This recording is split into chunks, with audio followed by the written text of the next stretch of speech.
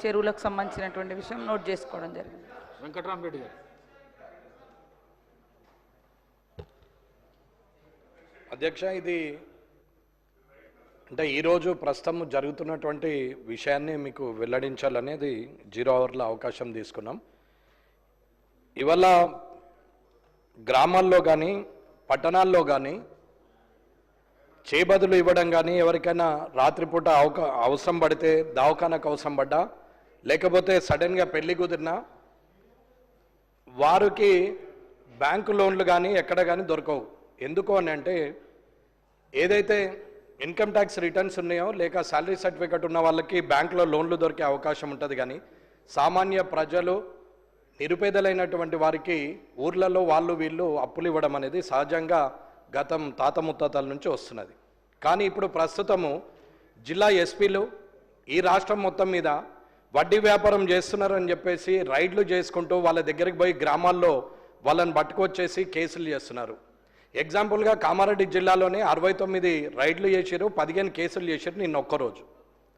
మరి ఎమర్జెన్సీ ఉండి రాత్రికి రాత్రి దవాఖానకు వెళ్ళాల్సి వస్తే, ఒకవేళ హైదరాబాద్కే రావాల్సి వస్తే 1 లక్ష రూపాయలు అవసరం పడితే మరి రాజకీయ నాయకులు, ప్రజాప్రతినిధులు ఇస్తారా లేకపోతే పోలీస్ అధికారులు ఇస్తారా? అప్పులు ఎవరిస్తారు? బ్యాంక్ అధికారులు ఇవ్వాలంటే ఇన్కమ్ ట్యాక్స్ రిటర్న్స్ ఉండాలా, లేదంటే శాలరీ సర్టిఫికెట్స్ ఉండాలా? ఇన్కమ్ ట్యాక్స్ రిటర్న్ ఉన్న వాళ్ళు, శాలరీ సర్టిఫికెట్ ఉన్న వాళ్ళకు డబ్బులు ఎట్లాగుంటాయి, ఆస్తులు ఎట్లాగుంటాయి?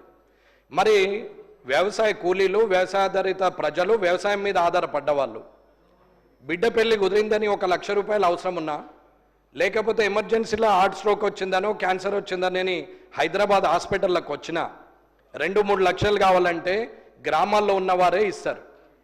అటువంటి వారిని కూడా భయభ్రాంతులకు గురి చేసి కేసులు చేసి వారి దగ్గర నుండి కేసులు మాఫ్ చేయడానికి మళ్ళీ పైసలు వసూలు చేసే పోలీస్ అధికారులు ఇవాళ వారి ఇండ్ల మీద రైడ్ చేసుకుంటూ వారిని భయభ్రాంతులకు గురి చేస్తే రేపు ప్రొద్దున అవసరం ఉంటే ఎవరు అప్పులు ఇస్తారనేది మీరు ప్రభుత్వానికి ఒకసారి ఇది పైనుంచి వచ్చిందని ఎస్పీలు చెప్తున్నారు. పైనుంచి అంటే మరి ప్రభుత్వం నుంచే వచ్చి ఉంటుంది. మరి ఇలాంటి కార్యక్రమం చేస్తే రేపు ప్రొద్దున ఎమర్జెన్సీ సర్వీస్లో ఎవరికి 1 రూపాయి దొరకదు, అందరూ కూడా ఇబ్బందులు పడతారు. అది మీరైనా నేనైనా ఎవరమైనా అవసరానికి అడుక్కుంటాము, అడిగే పైసల్ని డబ్బులను కూడా ఇబ్బంది పెట్టి ఇవాళ వాళ్ళని అందరినీ అరెస్ట్ చేస్తున్నారు. దాని మీద చర్య తీసుకోవాలని కోరుకుంటున్నారు. అధ్యక్ష, గౌరవ సభ్యులు ప్రస్తావించిన అంశాన్ని నోట్ చేసుకోవడం జరిగింది. అధ్యక్ష. డాక్టర్ కవ్వంపల్లి సత్యనారాయణ గారు. థ్యాంక్ యూ అధ్యక్ష.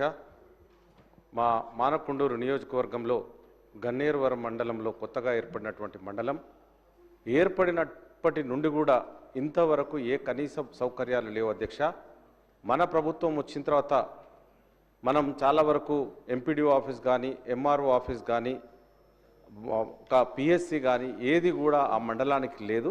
అది కరీంనగర్కు కూతవేటు దూరంలో కూడా లేదు, దూరంగా ఉన్నది.